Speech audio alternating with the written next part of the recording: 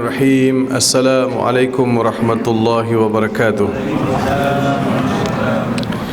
Alhamdulillahi rabbil alamin, wassalatu wassalamu ala asyrafil anbiya'i wal mursalin Sayyidina Muhammadin wa ala alihi wa ashabihi wa man da'a bida'watihi ila yaumiddin. Rabbi syrah li sadri wa yassir li amri wahlul 'uqdatam min lisani yafqahu qawli wa saddid lisani wahdi qalbi bihaqqi Sayyidina Muhammadin sallallahu alaihi wasallam. Amma ba'd. Terima kasih saya rakamkan kepada tuan pengacara majlis pagi ini, seterusnya Datuk Pengurusi, tuan-tuan imam, ada jawatan kuasa surau Al-Ittifaqiyah, muslimin muslimat rahimakumullah. Apa khabar semua? Alhamdulillah. Kita sama-sama merafakkan kesyukuran kepada Allah Subhanahu wa taala Rabbul Jalil yang telah memberi kita ruang dan peluang untuk sama-sama hadir ke majlis ilmu dalam kuliah duha pada pagi ini. Tuan-tuan dan puan-puan, tajuk kita lebih kepada dakwah. Macam mana kita ni nak jadi ejen-ejen dakwah, mengajak orang kepada kebaikan, mengajak orang kepada Islam, mencegah perkara yang mungkar dan juga menyuruh perkara yang ma'ruf. Jadi umat Nabi Muhammad sallallahu alaihi wasallam, mereka mesti merasakan ada kebertanggungjawaban terhadap syariat yang telah ditinggalkan oleh Rasulullah sallallahu alaihi wasallam. Adalah menjadi satu tradisi yang umum di kalangan para sahabat ridwanullah alaihim. Setelah mempelajari Islam, kemudian Islam itu dikongsikan kepada orang lain. Sebab itu para sahabat ridwanullah alaihim, mereka tidak pernah diam selepas masuk Islam. Selepas mendapat hidayah, mereka terus bekerja mengajak orang lain pula kepada Islam. Buktinya dalam 23 tahun kita dapat lihat Islam bertapak dengan begitu megah sekali di Mekah dan di Madinah. 23 tahun sahaja tempoh yang diambil. Ini membuktikan bahawa bukan Rasulullah sallallahu alaihi wasallam gerak bersendirian. Malahan individu-individu yang bersyahadah mengaku tiada Tuhan yang berhak disembah melainkan Allah dan Nabi Muhammad itu adalah pesuruh Allah, merasakan mereka juga bertanggungjawab untuk mengajak orang lain. 23 tahun dengan jumlah yang sedikit, bermula dengan jumlah yang sedikit, kemudian telah berkembang sehingga Islam dapat disampaikan ke empayar-empayar yang besar, termasuklah Rom dan Parsi. 23 tahun, 13 tahun di Mekah dan 10 tahun di Madinah. Barangkali 23 tahun itu zaman kita nampak macam pendek sangat, kerana sejak merdeka sampai hari ini perkembangan Islam di Malaysia ini dia tidak banyak berubah.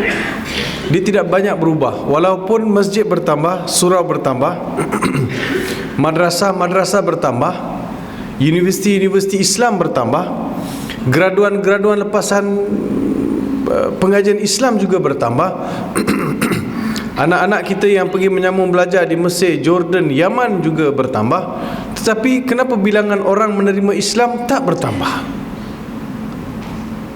Jadi nampaknya Islam yang kita miliki ini, atau Islam yang Allah Subhanahu wa taala berikan kepada kita, dia sudah menjadi sifat yang terlalu eksklusif. Kita rasa kita punya, tak perlu share dengan orang lain. Sebab itu perkembangan Islam dia agak sangat-sangat perlahan. Berbanding, saya kata kenapa perlahan ataupun begitu macam terbantut. Dia tidak sewajarnya keadaan itu berlaku dalam negara seperti Malaysia. Sebab Malaysia ini adalah sebuah negara Islam dan majoriti penduduk di negara ini adalah beragama Islam. So, kita mesti buat sesuatu. Kita mesti melihat bahawa kita tidak boleh menganggap bahawa kerja dakwah ini adalah kerja individu-individu yang tertentu, ataupun kerja dakwah ini adalah kerja para asatizah, ustaz-ustaz, para sarjana ataupun penceramah-penceramah.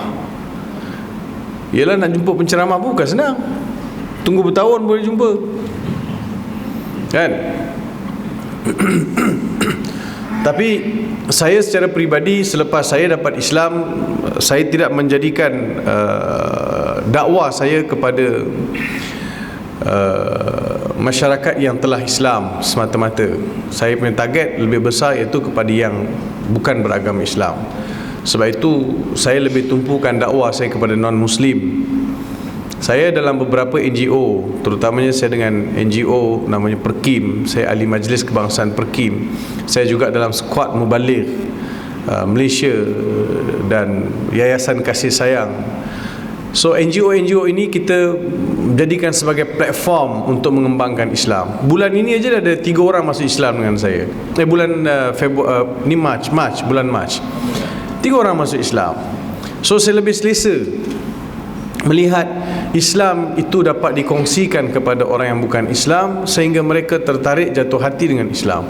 Ini pun ada 2 orang lagi nak masuk Islam. Tunggu hari je. Saya tak paksa. Selepas datang berbincang, mendapatkan pencerahan mengenai Islam, mereka minta masa untuk buat keputusan. Saya serahkan. Jadi saya tidak mau tergesa-gesa untuk mengajak orang menyuruh orang bersyahadah kalau dia belum betul-betul bersedia. Yang terakhir sekali agak unik kes yang masuk Islam ni. Seorang lelaki yang bernama Gopi. Dia ni Indian guy. Dia lepasan daripada Management Science Science University. Budak pandai. Satu hari dia telefon saya. Dia kata, "Ustaz, saya nak dapatkan appointment boleh?" Saya kata, "Ada apa?" "Saya ni nama Gopi. So saya nak dapatkan appointment. Saya nak datang berbincang dengan Ustaz dan saya nak dapatkan maklumat mengenai Islam." Saya kata, "Boleh." Sebagai appointment, dia pun datang. Ingatkan datang seorang. Dia datang satu keluarga. Satu keluarga datang. Dia datang, ingatkan datang seorang, tapi datang satu keluarga. Saya suruh staf pejabat saya pergi ambil. Staf saya kata, "Ustaz, dia bukan seorang, datang satu keluarga, Ustaz." Saya pun kecut perut. Sebab janji datang seorang, saya tak prepare untuk ramai. So datanglah ramai-ramai. Satu keluarga datang. Mak, ayah, adik-beradik datang. Bapak dia datang, tuan-tuan, jumpa saya dekat pejabat. Bapak dia salam dengan saya, peluk saya. Dia kata, "Ya Ustaz Farid, is it?" "Yes, I'm Ustaz Farid. I'm really admire you, Ustaz, because I always follow your program, TV program. Even you convert, you can explain Islam very well, very good." Itu dia punya akreditasi. Saya tak tahu orang lain. Jadi, "Ustaz, ini anak saya Gopi." Dia kata, anak dia Gopi ada kat sebelah. Dia pegang tangan anak dia, dia bagi dekat tangan saya. Dia kata, "Ini Gopi." Dia kata mau masuk Islam. Ustaz kasih Islam sama dia, Ustaz ajar dia Islam. Bapa dia tak Islam. Bapa dia tak Islam, tapi bapa dia ambil tangan anak dia, bagi kat tangan saya. Ustaz Islamkan dia, ajar dia Islam, jadikan dia seorang Islam Muslim yang baik. Anak saya ni baik, Ustaz. Tengok raut wajah budak tu yang baik. Sampai sekarang berkomunikasi memang baik. Anak saya ni baik, Ustaz. Tapi saya minta Ustaz ajar dia supaya jadi lagi baik. Bapa dia percaya bahawa anak dia lepas masuk Islam akan jadi lebih baik daripada sekarang. Saya pun teruja juga, sebab sebelum-sebelum ni mana ada orang bagi anak masuk Islam, biasa orang kejar dengan parah. Ini dia bagi anak dia masuk Islam, bagi saya it's new experience for me. So saya bagi tahu pakcik uncle tu, Uncle Subra nama dia, Subramaniam, Uncle Subra. Uncle, biasa orang kalau anak masuk Islam, orang marah, orang kejar dengan parang. Saya kata, orang marah biasa, bapak mana ada bapak kasih anak masuk Islam, kan? Lepas lebih-lebih anak sulung.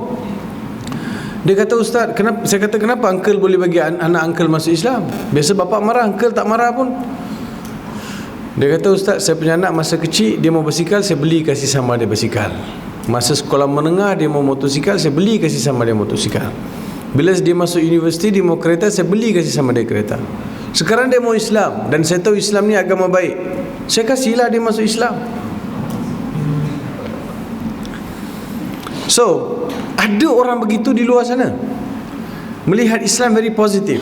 Minta maaf tuan-tuan, semalam saya dengan ada seorang datuk ni, saya tak nak sebut nama dia, ni bukan beragama Islam. Dia pegawai kanan. Dan dia juga sekarang menjawat jawatan di bahagian penguasaan, orang besar, berjawatan datuk. Dia ni dengan Islam sangat lunak. Masa dia jadi ketua di satu negeri, dia buat tilawah Al-Quran. Dia tak Islam. Dia jadi penaung, dia jadi penganjur. Di mana saja dia berada, mana-mana agensi dia duduk, dia akan pastikan ada majlis tilawah, ada ceramah perdana, ada forum perdana. Dia suka. Semalam sebelum saya ceramah, dia kata, Ustaz, semalam ceramah dengan ibu bapa, ceramah di sekolah di Putrajaya. Dia bagi tahu saya, dia duduk datang sekali, Ustaz boleh tak share dengan kita cerita Omar bin Al-Khattab? Dia tak Islam, tapi dia nak dengar cerita sahabat-sahabat ni. Very interesting. Dulu Ustaz ada cerita mengenai Omar bin Al-Khattab. Menarik, Ustaz boleh tak cerita lagi? Kadang kita melihat, kita kadang beranggapan bahawa boleh ke cakap dengan dia, takut dia kecil hati, takut dia. Kita ni lebih meletakkan bahawa andaian yang belum pasti. Kita ni jadi kecoh sikit bila nak raya besok. Bukan raya puasa, bila raya Christmas, kecoh. Nak boleh tak ucap Christmas, tak boleh ucap Christmas. Boleh tak kalau ada orang tu Hindu yang menyambut Deepavali, boleh tak ucap Deepavali atau tak boleh ucap Deepavali? Boleh tak ucap Chinese New Year? Kita kecoh buat fiqah. Kecoh benda tu, udahnya tak ada natijah pun. Tak ada natijah pun. Kita tidak boleh membawa fatwa-fatwa yang ada di negara Arab, which is they are 100% Muslim, fatwa dia bawa masuk ke Malaysia. For example, saya nak bagi tuan-tuan, boleh tak fatwa Saudi, semua fatwa Saudi boleh diaplikasi di Malaysia? Boleh atau tidak? Tak boleh. Sebab kita punya environment tak sama, kita punya fake waqi'in kita tak sama. Dan dalam kaedah fiqh, ulama sebut tidak boleh diingkari sesuatu hukum, perubahan pada sesuatu hukum berdasarkan kepada keadaan masyarakat. Boleh faham? Saya masih cakap bahasa Melayu ni, saya harap tuan-tuan faham lah. Betul kan? Jadi jangan kita menafikan atau mengingkari perubahan hukum kerana berubahnya sesuatu situasi ataupun environment. So semua fatwa di negara-negara yang memang 100% orang Islam, nak bawa fatwa tu kat negara yang bukan 100% orang Islam. Di situ kalau katakan di Saudi, boleh tak kita jumpa, ada tak orang Kristian kanan kiri jadi jiran dia? Tak ada. Ada tak orang Hindu? Tak ada. Ada tak orang Sikh? Tak ada. Tapi kat Malaysia ada. So macam mana pula keadaan saya ni? So perkara ini perlu dilihat. Tidak boleh semua kita copy paste. Ambil sana punya fatwa, ini fatwa. Tak boleh. Ada fatwa yang kita boleh setuju, ada fatwa yang kita kena review balik, kita kena tengok balik. So saya tak tahulah, ada ustaz-ustaz yang memberi fatwa kata tak boleh, haram, berdosa, murtad. That easy orang jadi murtad. Saya nak berkongsi dengan tuan-tuan. Keluarga saya adik-beradik 5 orang. Saya anak bongsu. Adik-beradik saya kakak, abang, kakak saya. So kakak saya 3 orang. Abang saya alhamdulillah masuk Islam, dah meninggal dah pun. So 3 orang kakak saya, diorang sangat rapat dengan saya. Selepas ibu saya meninggal, ibu saya masuk Islam pada tahun 2001. Lepas ibu saya meninggal, kakak sulung saya lah jadi mak saya. Dia representatif ibu saya. So kalau saya balik, tuan-tuan jangan terkejut, sampai sekarang kakak saya suap saya makan. Ya, kalau dia tengah makan saya balik, dia akan ambil suap bagi saya makan. So kalau saya raya, bila saya nak raya, tuan-tuan lihat raya dengan Deepavali mana dulu? Raya dulu. So bila saya nak hari raya, dia orang beli pakaian, dia orang beli itu, beli ni untuk anak-anak saya, dia orang hantar kat rumah. Hantar kat rumah, bagi duit gitu gini. So bila dia orang Deepavali, takkan saya diam Takkan sebab saya nak membalas balik dengan niat mudah-mudahan mereka lihat Islam itu sangat indah, lunaknya Islam itu, mudah-mudahan yang demikian menjadi saham pelaburan saya untuk mereka tertarik pada Islam. Adakah ianya dianggap sebagai satu perbuatan yang boleh menjadikan saya murtad? Disebabkan hari Deepavali saya pergi ziarah kakak saya, ataupun saya hantar mesej kat kakak saya, happy Deepavali kakak, wah murtad saya. So not that easy. Betul kan? Sebab saya lihat kita punya kekalutan itu hanyalah terfokus kepada isu-isu fatwa. Isu bukan fatwa, isu-isu yang berkaitan dengan benda-benda yang begitu. Kita kena menjadi masyarakat yang lebih terbuka dalam melihat non-Muslim sebagai mad'un kita, sebagai aset kita masuk syurga besok. Tuan-tuan, besok ada jiran kita yang kita tak explain dekat dia Islam. Besok kalau kita ni ditakdirkan berjumpa dia dekat akhirat, besok dia kalau tarik jubah, tarik baju tuan-tuan, pandai-pandailah jawab. Weh, mana mau pergi? Saya surga lah. Oh, you sorang-sorang masuk surga. Apa pasal? Saya Islam, saya masuk surga. Apa pasal you tak explain sama saya apa itu Islam? Dia pun bagi tahu, ya Allah, Tuhan. Masa tu semua Tuhan yang sama. Betul tak? Masa tu semua Tuhan yang sama. Takkan dia boleh bercakap dekat tiang atau cakap dekat batu, cakap pokok. Dia mesti kata, "Hei Tuhan, jangan biarkan dia masuk Islam. Dia sendiri tak ada cerita sama saya apa itu Islam." Dia dah hak. Dia dah hak. Dan kita pun katanya, kenapa kita tak explain pada Islam? Sebab kita jadikan Islam tu barangkali terlalu eksklusif. Baik tuan-tuan, saya sebutkan beberapa situasi itu supaya kita lebih bersedia untuk menjadi orang yang mengajak orang lain pada Islam.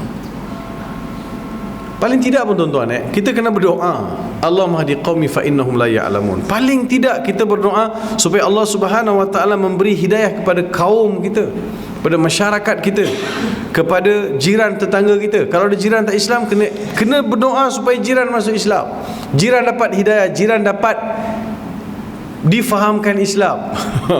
Tapi kita kena jadi betul dululah. Ada buku yang ditulis oleh sarjana Islam, ditulis Al-Islam mahjubun bil muslimin. Islam itu terhalang disebabkan kerana orang Islam itu sendiri. Kita yang menjadikan Islam tak sampai pada orang lain. Orang melihat Islam itu agama yang tak bagus sebab dia bukan agama Islam. Barangkali dia bukan agama jiran kita, dia bukan beragama Islam. Tapi jarang sangat kita dengar dia bergaduh suami isteri. Jarang sangat kita tengok dia buang sampah merata-rata. Jarang kita melihat dia bercakap benda-benda yang kasar. Dia pergi kerja, balik, dia take care mak bapak dia, dia very harmoni hidup. Yang kita ni riuh rendah rumah kita, kan, gaduh, bising, taman kita parking pun salah, ya, parking, kau siapa sungguh parking kat depan rumah aku, kat depan rumah kau, ini bukan tanah kau, ini bukan rumah, bergaduh. Lepas tu kalau ada tanah pokok mangga tinggi memanjang, besok daun tergebas itu, dia sapu-sapu daun tu, dia buang kat sekitar balik. So ni apa punya akhlak? Bergaduh. Kita ni dah duduk Kuala Lumpur, semua orang dah terpelajar. Tapi kalau ada attitude macam tu, dia adalah sangat tidak wajar. Satu. Keduanya, kita beri contoh yang tidak baik pada masyarakat. Cuba tuan-tuan lihat di media-media kita, kan, bila yang melibatkan jenayah ni ada orang Islam, terpalit nama orang Islam. Jenayah terpalit nama orang Islam. Duit hilang.